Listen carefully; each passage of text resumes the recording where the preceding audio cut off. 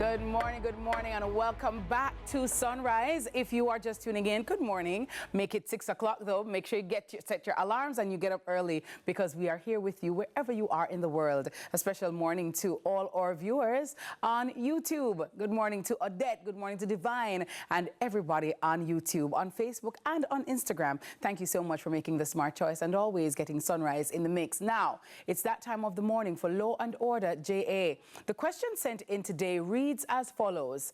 My name is Grace, and I've just returned to my teaching job after maternity leave. To my shock, I was informed that my original position had been permanently filled, and the school offered me a different role that is less desirable and not aligned with my qualifications or career goals.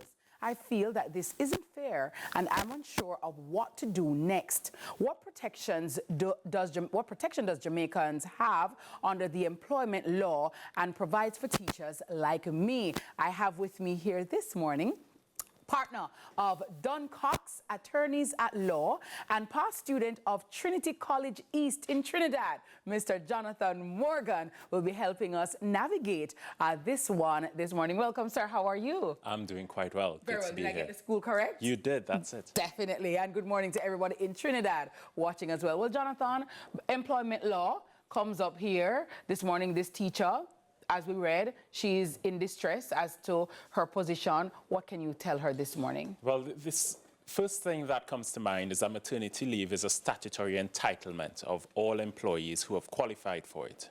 And as a statutory entitlement, employees should feel safe to take their maternity leave and to return to work without their position being filled by another employee or without their terms of employment being modified. Yes. So that statutory entitlement attaches to individuals who have done 12 months of service to the entity, and it allows them to take 3 months off around the time of giving birth. Yes. So some mothers like to take 1 month before labor and 2 months after as their 3-month entitlement. Right. So it seems as if Grace has taken her 3 months and properly done so under the law, returned to work and found that her position was filled. Yes. And also found that the school only had another option for her that didn't quite meet her needs, you know. Perhaps she's a chemistry teacher and the school told her go and teach English. Right.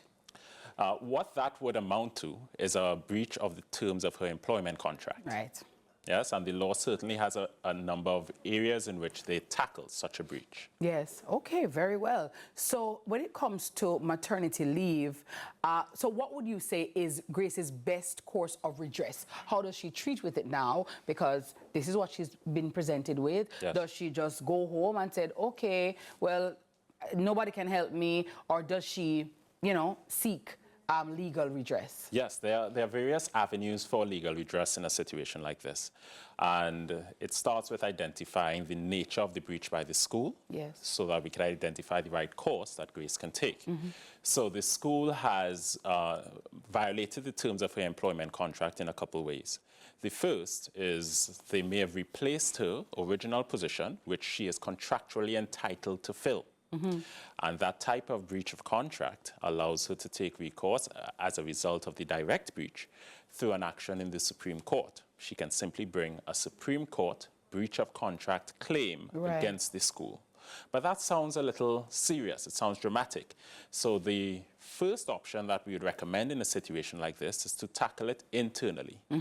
That requires reviewing the contract to ensure the terms that were changed were important to the contract. In law, it's called a material term. Ensure that it was a material term to the contract. She was, in fact, hired to teach chemistry. Right. She wasn't just hired generally. And once a material term of the contract has been breached, we recommend she begin with the internal grievance procedures at the school. Okay. So that may involve writing a letter to the school outlining I was hired to teach chemistry. Upon my return from maternity leave, the 3 months that I'm statutorily entitled to, you then told me I needed to teach English, and I take the view that this is against the material terms of my contract. Right. She writes this type of letter to the school and demands that she be returned to her chemistry position. Right.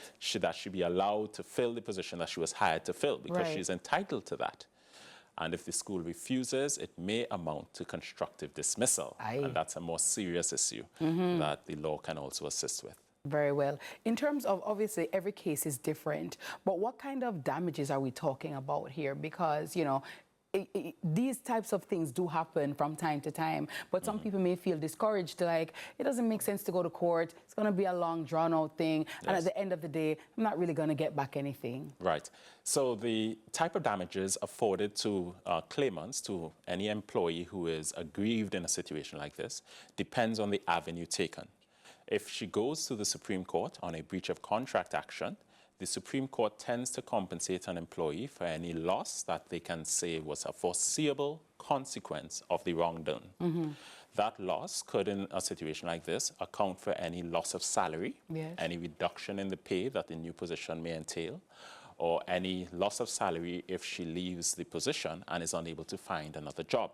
So that may be the type of damages she is entitled to in that forum.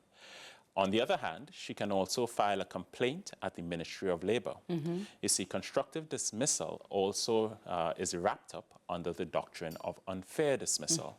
And unfair dismissal is handled by the Ministry of Labor and the Industrial Disputes Tribunal.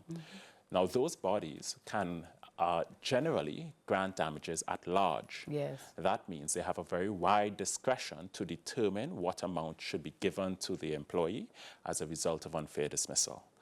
Damages at large tend, however, to be characterized according to the time spent out of work or the reduced compensation received in a new position when she finally finds a job. So generally speaking, the damages are wrapped around that concept. Yes. How much have you lost as a result of the actions of this employer?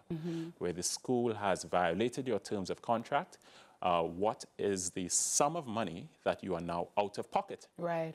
As a result of this, we would like to make you whole as a result. Put you back in the position that you were had the breach not occurred. That's it. Very well, counsel. Thank you so very much. Well, Grace and others who may be going through something similar, there is a course of redress. And as Mr. Morgan, partner at DunnCox Attorneys at Law, just reassured you, you can take it to the court, you can start with the school, but you have a course of redress. So don't just sit idly by and think that there is no course and, you know, nothing happen, you just take it just so, right? There is law and order in JA. Jonathan Morgan, partner at DunnCox, thank you so very much. My pleasure. And remember to keep those legal questions coming. We are here to answer them for you as best we can. All you have to do is send them to our social media at CVM_television or at Sunrise CVM. We will be right back.